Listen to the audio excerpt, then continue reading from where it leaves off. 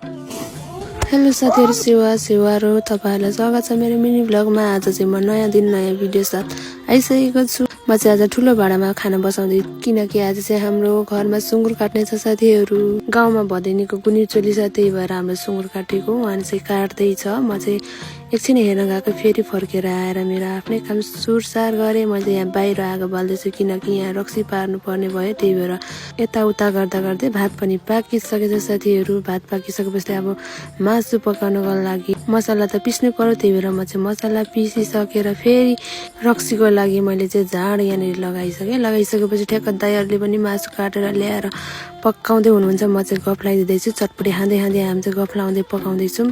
अनि त्यसपछि पकाइसकेपछि सबैजनालाई खानासँग मासुहरू दियौँ। अनि त्यसपछि सबैजना गफ लाउँदै मिठो मानेर खाँदै हुनुहुन्थ्यो। दाइहरू चाहिँ सबैजना मासु लिएर जानुपर्ने थियो नि त, अनि म पनि स्कुल जानुपर्ने थियो, त्यही भएर म पनि हतार गर्दै हामी चाहिँ सबैजना एकै ठाउँमा 3 जना भएर खाँदैछौँ साथीहरू।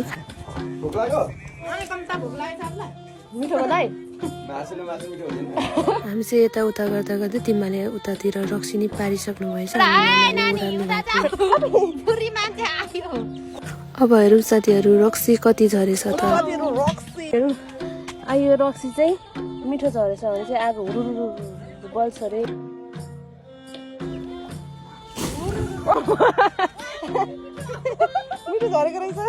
यसो गरेर तपाईँहरूले ट्राई गर्नु भएको छ कि भएको छैन, ट्राई गर्नु होला एकपटक। बिहानीको काम सँगसँगै मेरो स्कुल जाने टाइम पनि भयो। So thanks for watching.